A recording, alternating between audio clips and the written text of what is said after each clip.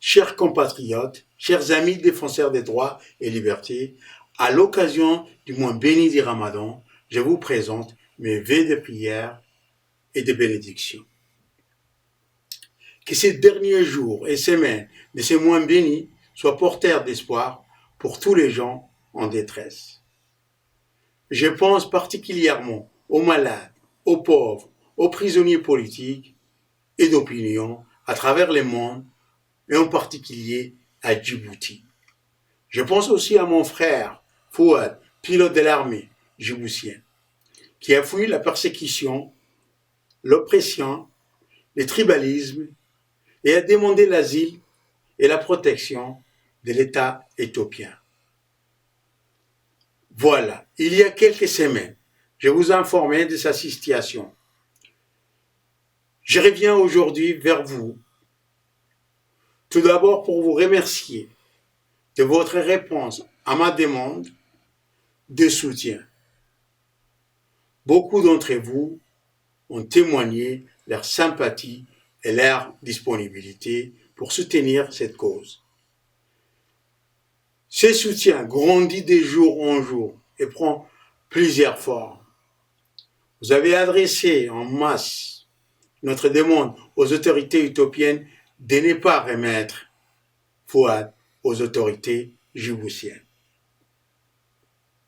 Certains ont écrit aux organismes internationaux et aux pays amis de l'Éthiopie pour mettre la pression sur le Premier ministre éthiopien.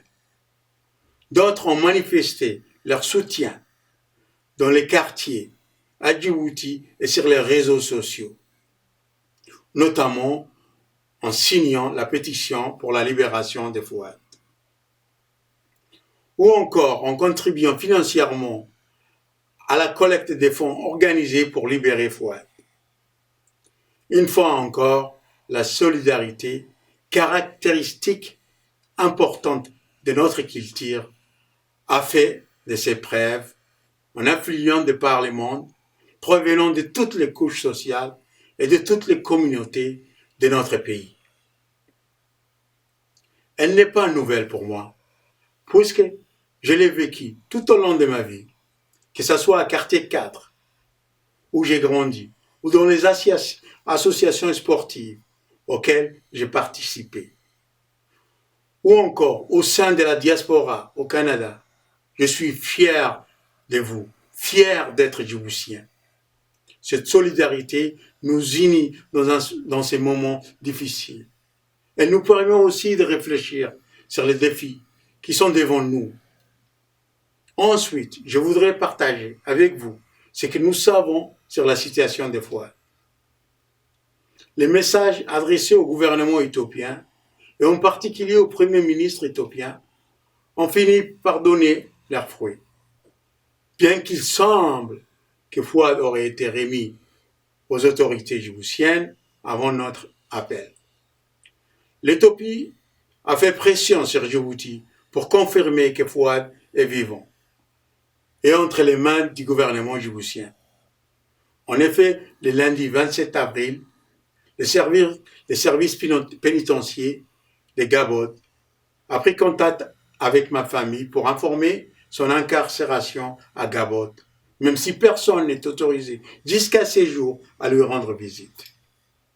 Depuis lors, la famille a fait appel au service du maître Zakaria Abdillahi, avocat à Djibouti, qui assurera désormais la défense de Fouad. Maître Zakaria travaille d'arrache-pied, mais n'arrive jusqu'à aujourd'hui à obtenir la permission du tribunal de Djibouti pour rencontrer Fouad.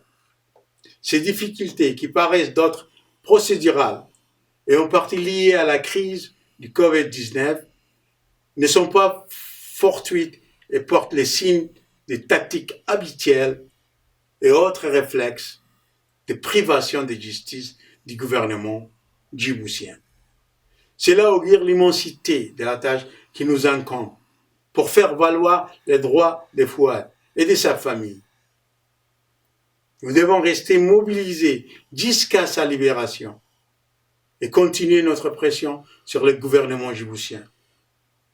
pour qu'il respecte les lois et les droits de Fouad. A rencontré d'abord son avocat, avoir un accès à un médecin et bénéficier de la visite de sa famille. Je renouvelle mon appel au soutien et vous demande d'adresser vos messages de soutien aux adresses ci-dessous en leur demandant de respecter les lois du pays.